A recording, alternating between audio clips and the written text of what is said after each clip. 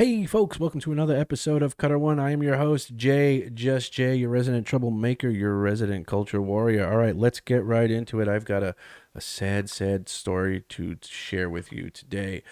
Um, Obi-Wan Kenobi writer claims he felt handicapped by adhering to Star Wars canon. Show completely disregarded canon anyways, by John F. Trenton. This is coming to us from the good folks at Bounding Into Comics. All right, let's get right into it. Obi-Wan Kenobi writer Andrew Stanton recently admitted he felt he was handicapped in his storytelling possibilities by having to adhere to canon.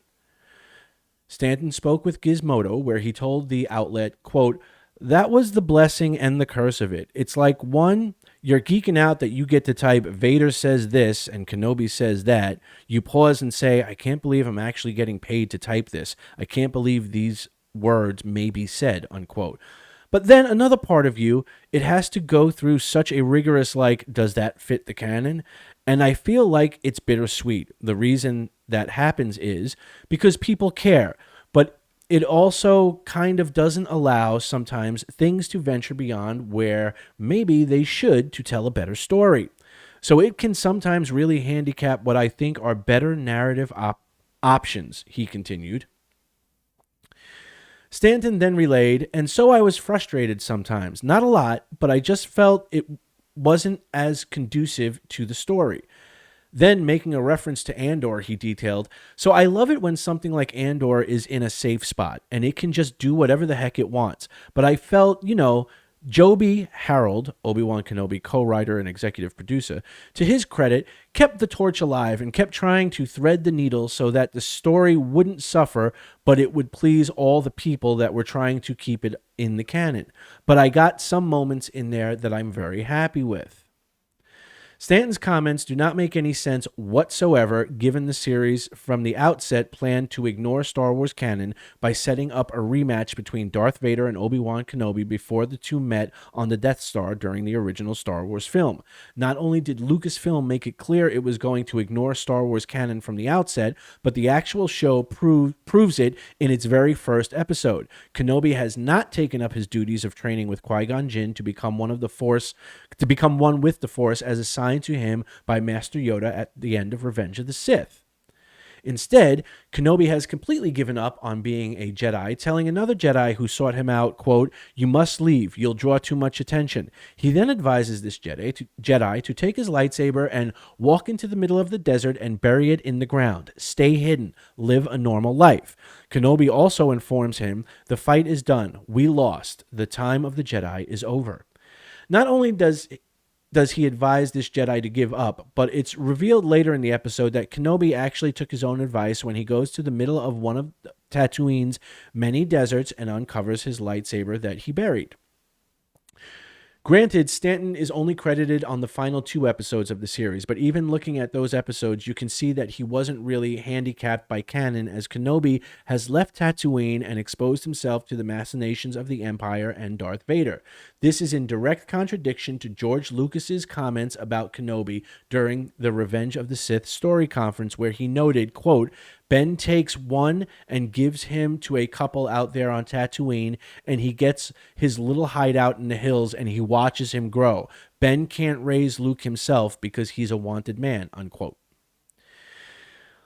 On top of Kenobi being away from Tatooine, he's also in the company of Princess Leia, who he rescued from the Inquisitors. Inquisitor Reva had previously hired a number of mercenaries to kidnap Leia. Kenobi not only rescued her from the mercenaries, but when the two were split up on the planet Mapuzo, Leia was captured by Reva personally. He also rescued her when she was taken to Fortress Inquisitorius.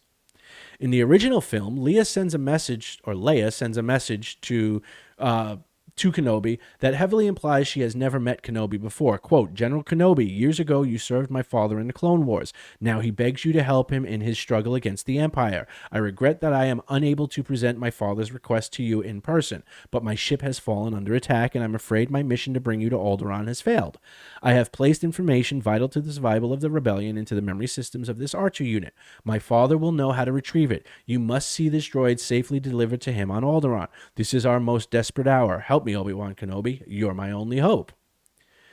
In the sixth and final episode, Stanton makes numerous changes to canon, including the inclusion of Qui-Gon Jinn as a Force ghost. The duel between Vader and Kenobi, and maybe the most egregious of all, is Reva discovering Luke's home on Tatooine and attacking both Uncle Owen and Aunt Beru. In the case of Qui-Gon Jinn being shown as a Force ghost, in Star Wars The Clone Wars Voices, Jin reveals to Yoda that he cannot show himself, explaining, "My training was incomplete. All energy from the living force, from all things that have ever lived, feeds into the cosmic force, binding everything and communicating to us through the midichlorians. Because of this, I can speak to you now." Nevertheless, Qui-Gon appears as a Force ghost in Obi-Wan Kenobi. The duel is clearly a break in the original canon, as Kenobi stays on Tatooine and never leaves the planet, working with Qui-Gon Jinn to perfect his training to become one with the Force. And finally, Reva's discovery of Luke shows Kenobi as a failure in his duty to oversee Luke and keep him away from anyone involved with the Empire or the dark side of the Force. Ironically, Reva's ultimate decision to not kill Luke also leads one to question why Kenobi would think that Vader was irredeemable throughout the original trilogy, despite seeing at least a minor conversion from evil with Reva.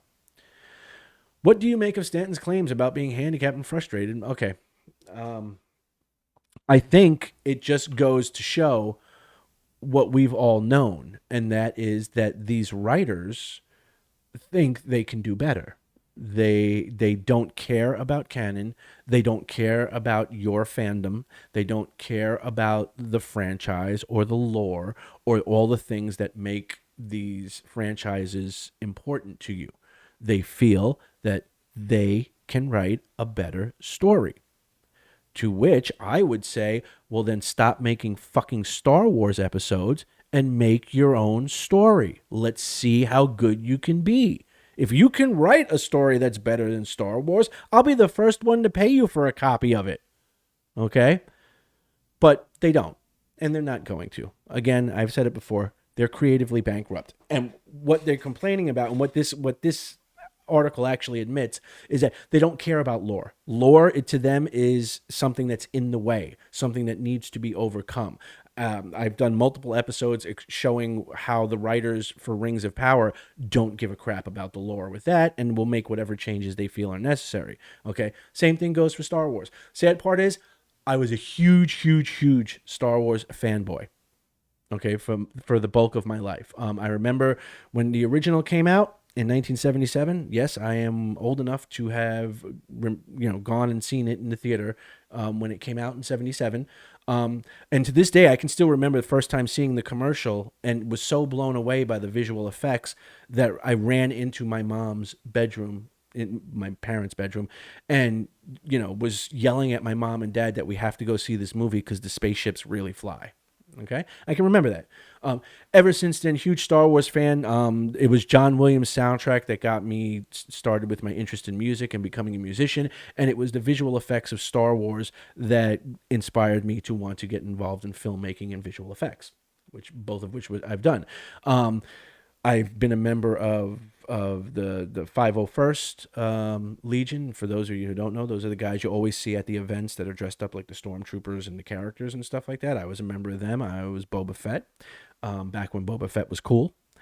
And I have a multi-$1,000 film quality accurate Boba Fett costume, complete blaster, the whole 9 yards. Okay, that's how much of a fanboy I was of Star Wars. Disney has thoroughly killed it for me. And I mean that in every sense of the word, thoroughly killed it for me. I remember seeing The Force Awakens because I bought it into the hype like everybody else. Saw it and walked away feeling, it was kind of meh, And then I saw Rogue One. I thought Rogue One was good. I thought it was a different twist on a Star Wars story, and I liked it. And then I saw the second one, the one I've tried to block it from my brain, the Rian Johnson one, and that was it. It killed Star Wars. Why can I not remember the name of the fucking movie? Jesus Christ. yeah, I saw that movie and that was it. It killed it for me. Did not go see Solo in the theaters. Did not see The Rise of Skywalker. Um, None of it. And I have not watched any of the shows. I did watch the first two seasons of The Mandalorian, um, but I didn't pay for it. I watched it with my free Disney Plus account, my 7 day trial.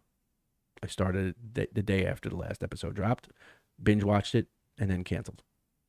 And I have no problem saying that because I would not pay them for anything Star Wars. And so, yeah, so Star Wars has been killed for me for exactly the reason that Mr. Stanton, Mr. Andrew Stanton lays out so eloquently in his comments, because they don't care. They don't care about the story. They don't care about the lore. They don't care about what any of it means to you.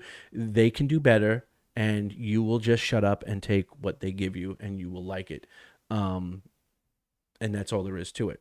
But your other option is to do like others are starting to wake up and realize, and that is don't give them your money anymore. If they can't hold up their end of the bargain and give you good entertainment that adheres to the lore that they establish, don't give them your money anymore. Give your money to new up and coming creatives that are trying to build these inspiring, memorable franchises that you can support. Don't give it to the Andrew Stantons of the world and let them fail upward, by screwing over the lore and the fandoms. Anyway, I've rambled too long about this. Let me know what you guys think in the comments section below. If you like what I'm doing, please give the video a like. Feel free to share it. But most importantly, if you haven't already, please subscribe because it helps the channel. It gets me out there, it gets me seen. And ultimately, that is the whole point of all of this. Anyway, I will talk to you guys on the next one. Until then, peace.